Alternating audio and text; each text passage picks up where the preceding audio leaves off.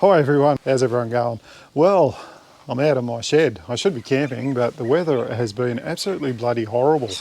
I think it's been like it for everyone actually, because a lot of the content creators that I normally watch aren't putting up as much content as what they normally do. And I think it's just due to all the wet weather everyone is having. You can hear the birds in the background there probably. It's been sort of drizzly rain here all weekend. It's been our weekend off. And I was going to come out here Saturday, it's now Sunday, and start on this project because I thought, why, it's miserable and we can't go camping again. I think this is about the third weekend that we've had off in a row that we haven't been able to go camping. And I've got another project. So what is it all about? Well, I'm going to be changing my electrical system in my car. Again, and the reason I'm changing it is I want to upgrade it and put a bigger battery into the car. I originally went with the S.A.W 100 amp hour. I'll go grab it. I've already taken it out of the car. There it is there. I haven't been overly impressed with how it's been going. It let me down a couple of times. I'm not sure exactly why. It went into safe mode, and I just can't have that happening. I won't be putting it back in the car again. I'm actually going to put it in my camper trailer. I'm going to put it inside there. I have a 120 amp hour AGM battery in the camper trailer, my little teardrop Dixie. I'll put a photo of it up on the screen there for those who don't know what I'm talking about. I have two camper trailers. I have my dot trailer and I have my little teardrop. But I'm going to put it in there and put a lithium profile regulator in there so I can keep it charged up, and hopefully it'll do all right in there for when we want to use it, just basically running the fridge and things like that. But while we're away on our last big trip, we were off for 5 weeks. We camped in numerous places. It stopped working once just after we started our trip, and again it stopped about into the 4th week of our trip. It went into safe mode again, and I have no idea why. I originally had all my electrical system wired up by an auto electrician. I didn't do it myself, so I'm hoping that all that is wired up correctly. But what I'm going to do, I'm going with a new system. I put a bit of a photo up of a new battery I bought the other day. It turned up. I'll put a photo of that up on the screen there. I will be getting a 2000 watt inverter charger, 40 amp MPT solar regulator charger. I'll be taking my red arc out of here, and because it's only a 25 amp hour regulator, but I'll be putting in a 40 amp hour. They had, I've been looking around and looking at a few different batteries. There was a guy that Phil Damiano showed on one of his clips, Power Paul. They look like really good batteries for anyone that's doing an upgrade. I think they're going to be a little bit of an overkill for my car, as in just for the price and that. I know they're really well, they are worth it for what you're getting. You're getting a hand-built battery that is really going to perform and do the job that it is designed to do. But for me, budget does come into it, and I'm trying to keep the costs down as much as I can, but still get a good quality system. My biggest gripe with the S.A.W one all the time was, unlike my battery in my camper trailer, it has a built-in Bluetooth connectivity, and I can keep an eye on that battery all the time. That battery is over 5 years old, the Enerdrive battery in my trailer, and it's still going as good as what it was the day I bought it, and they do reckon they should last up to 10 years. So with the S.A.W one though, there's no built-in Bluetooth connectivity so that you can keep an eye on the battery, on the state of the battery, you know, how the cells are, all that sort of thing. Very disappointing. I mean, I think it's something iTech World should look at if they want to keep up with the market. But for me, I think that is not a good idea. I mean, they do have little gauges and that you can hook into the battery itself and check the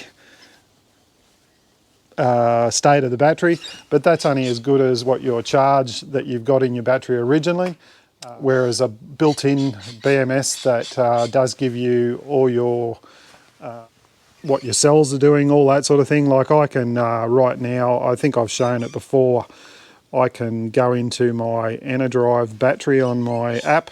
I'm just really close to it, and it's connecting by Bluetooth now.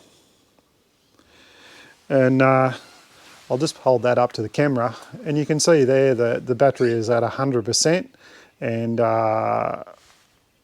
it's in standby mode, 13.6 volts. And if I flick through the screens, it gives you your temperatures, battery cycles 55, battery health perfect, charging, and then it also gives you the 4 cells that are inside the battery. It shows you what they're all doing. With that battery, you can't do any of that. I don't even know how many cells are in the battery. Whether it's 1, 2, 5, 10, none. But for me, that's, you live and learn.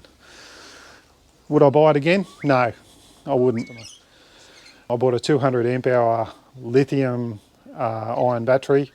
It does have Bluetooth connectivity, as all their products do. That was what I liked about them. I did a fair bit of research, looked at a lot of videos, a lot of reviews, things like that, and they have got a fairly good reputation. Their new 200 amp hour, it gives you all the same information as what I just showed you with the S.A.W battery. There's a smart app that you can use. The only downside I've heard is the app can be a little bit cantankerous sometimes. But I haven't heard too much about it. But as for the battery itself, I haven't heard too much bad press about it. There is a guy, I can't think of his name, who has a YouTube channel that breaks down batteries and pulls them apart and tears them up and punches holes in them and all sorts of things. I think I'll put a link on his channel at the end of the video, or I might even put a photo of him up on the screen there. I don't think you'll mind. And he's a really great guy to watch out of America, only a young bloke, but he just knows so much about batteries. And he actually done a teardown on not the 200 amp hour, but the 100 amp hour Renogy lithium battery.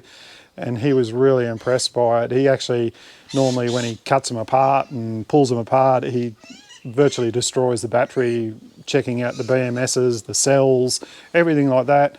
And he was really careful with his 100 amp hour battery because he was so impressed with what was in it that he put it all back together because he wanted to use it and keep testing it. So that's a bit of peace of mind for me, and that's why I'm going to change all this. As I said, I'm going to put a 200 amp hour inverter and charger, so it's a charger inverter. It has an LCD screen in it. I'll show you these products in another video once we do the install. And I'm going to put a MPT 40 amp hour solar charger in, and also BC to DC it is as well, so BC to DC MPT, and also the 200 amp hour lithium battery. But what I've got to do now is I'm going to change all the setup around inside the car. Just with the size of some of these products, the inverter is fairly big, the battery is fairly big. With having to have my fridge over here on the side and my little boxes here, I'm still going to keep those there. I'm actually going to put one of the back seats back in again because just found it a little bit difficult when we've been travelling. Went and visited my father, and we always had to take his car because we couldn't fit more than 2 people in the car here.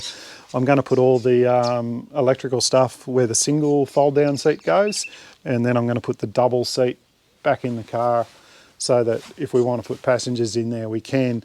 That's my way of thinking. Oh, there was one other product I'm going to buy. I'm also going to buy one of the Ergon DC hubs that Phil Damiano showed. The reason I'm doing that is because I've been talking to Phil, and Phil is actually, I'm going to drive up to Phil's and he's going to install all this stuff for me as a bit of a favour, and he's going to help me install it. I'm still going to do the installation, but Phil's got all the technical knowledge, and he will be helping me out with getting all this running right. So that's what I want to do this time. This is really going to be hopefully the final change for the electrical system in the car.